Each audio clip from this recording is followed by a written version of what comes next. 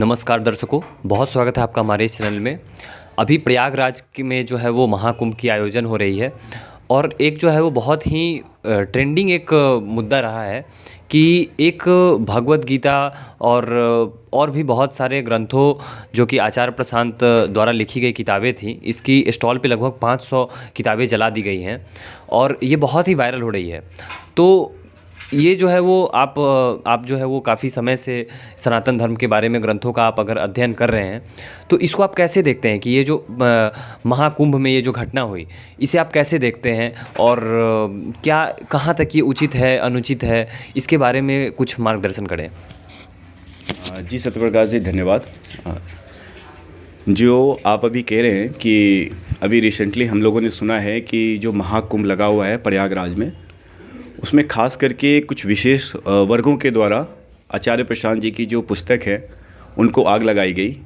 और उसमें कुछ ऐसे पुस्तकें थी, जैसे कुछ टाइटल्स हमें भी पता चला है, जैसे हे राम, वेदांत, उपनिषद, कबीर साहब, संतवाणी, मतलब ऐसी पुस्तकें रही हैं जो हिंदू धर्म की जो मूल में रही हैं, जो जिनसे कि एक धर्म को, सनातन को ताकत मिलती है, लोगों में एक सही सनातन का मैसेज आता है।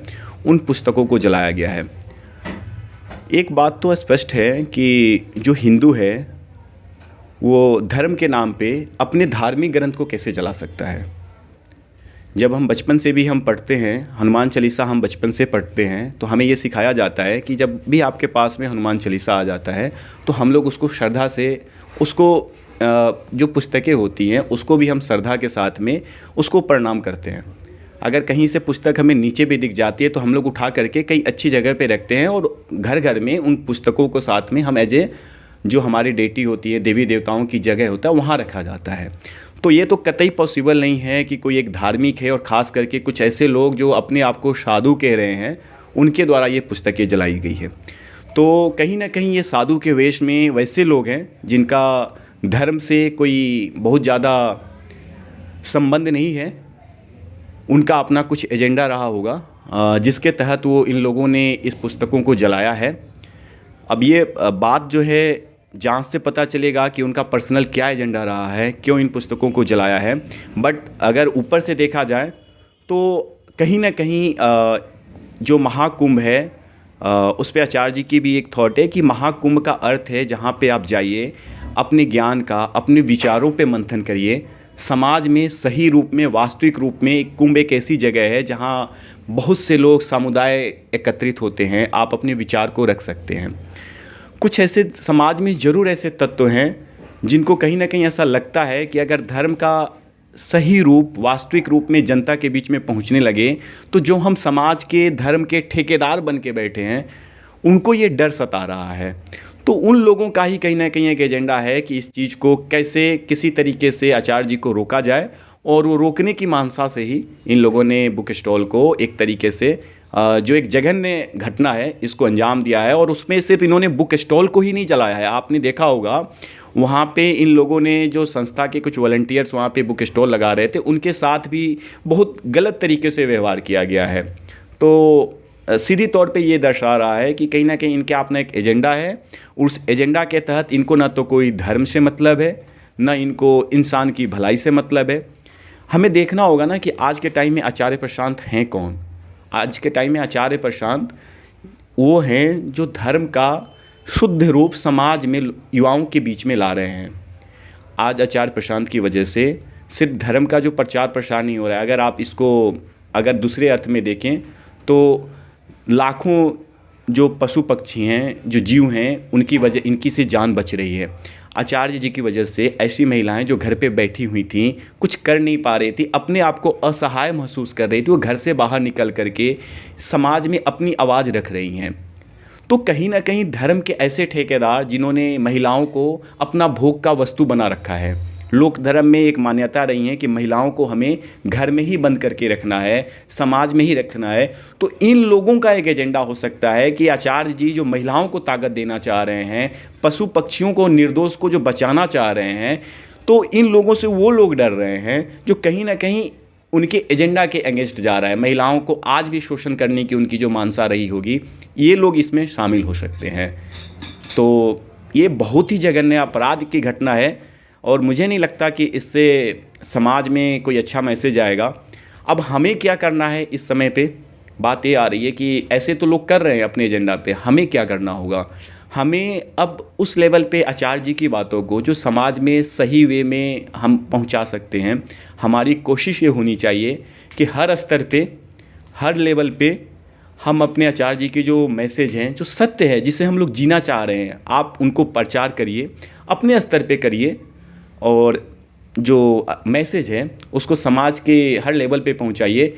क्योंकि आप देख रहे होंगे सिर्फ एक इसके पीछे एक कड़ी भी जुड़ी हुई है जिस पे मैं आपका ध्यान देना चाहूँगा। सिर्फ प्रयागराज में स्टॉल को जलाया नहीं गया, उसके बाद जिस तरीके से सोशल मीडिया पे, खास करके ट्विटर, फेसबुक, जो भी अलग अलग माध्यम है, वहाँ पे जिस तरीके से आचार्य जी के खिलाफ एक तरीके से मुहिम चलाया जा रहा है, तो उससे ये पता चल रहा है कि आचार्य जी के इस संस्था के पीछे किन लोगों का हाथ है।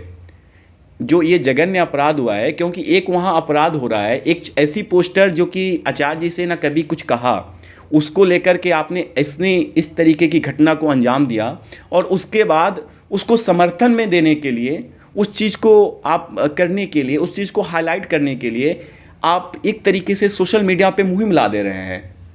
तो और उसके पीछे कौन लोग हैं, ये कौन लोग हैं, ये क्या एजेंडा चलाना चाह रहे हैं। आप हे राम को जला रहे हैं, आप भगवत गीता को जला रहे हैं, और उसके बाद से आप इसको सोशल मीडिया पे जस्टिफाई भी कर रहे हैं कि सही है। कौन लोग इसको जस्टिफाई कर रहे हैं, हमें इसको देखना होगा, हमें इसको समझना होगा, और तब जा कर के, क्योंकि आज समस्या ये नहीं है कि हमारे पास में जो लोग धार्मिक हैं या जो धर्म का वास्तविक रूप है, इनके बीच में कोई टकराव है। समस्या ये है कि कुछ लोग ऐसे हैं जो अपना पर्सनल एजेंडा धर्म पे थोपना चाह रहे हैं, वो धर्म का ठेकेदार बने हुए हैं। लोगों को एक तरीके से उनके मन में ये भावना है कि ऐसे लोगों को हम काफ़ी समय से शोषण करते आ रहे हैं, आगे भी हमें इनको शोषित करना है। आचार्य जी हम लोगों को, ऐसे लोगों को उन शोषित वर्गों से शिकार होने से बचा रहे हैं। तो यह मेन वजह ये है कि आचार्य जी जिस वर्ग को ताकत देना चाहते हैं, उस ताकत से जो ऐसे लोग जो समाज में ठेकेदार बने हुए हैं, वो डर जा रहे हैं, डरे हुए हैं। तो बात यहाँ पे आ रही है, हमें इन चीज़ को समझना होगा। ये कुंभ एक का जो मेला का ये घटना है, ये एक प्रतीक है। ऐसे बहुत छोटे छोटे हर इंसिडेंट हो रहे हैं जहाँ पे हमें लग रहा है कि इस वजह से चीज़ों को जो सत्य की मार्ग है, और जो लोग सत्य समाज में लाना चाह रहे हैं, जो धर्म का वास्तविक रूप समाज के बीच में लाना चाह रहे हैं, जो सच्चे रूप से समाज में कुछ करना चाह रहे हैं, उनके साथ में ऐसी दुर्घटनाएं किया जा रहा है जानबूझ के। इसके पीछे कुछ लोगों का एजेंडा है अपना। तो अंत में इसको मैं अगर कंक्लूड करूं तो मैं ये कहूँगा कि कुंभ का जो ये घटना है, महाकुंभ में जो हुआ है, इसके पीछे निश्चित तौर पे कुछ ऐसे लोग हैं जिनका ना तो धर्म से, न किसी मानवता से, न इस पशु पक्षियों से कोई लगाव है। उनका अपना एक पर्सनल एजेंडा है, और वो उस पर्सनल एजेंडा को अपने सनातन के नाम पे, अपने धर्म के नाम पे समाज पे थोपना चाह रहे हैं।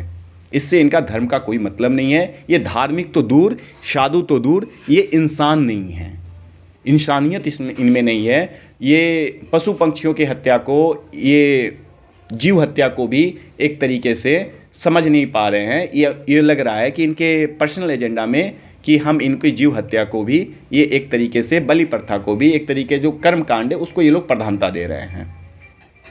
तो हमें इन चीज़ों को समझना होगा। धन्यवाद, आपने जो है वो बहुत अच्छे से समझाया कि आखिर ये जो महाकुंभ में घटना हो रही है ये क्या है। तो धन्यवाद आपका, और उम्मीद करते हैं कि आपकी अगर इस पे कोई राय है तो आप जो है कमेंट बॉक्स में ज़रूर कमेंट करें।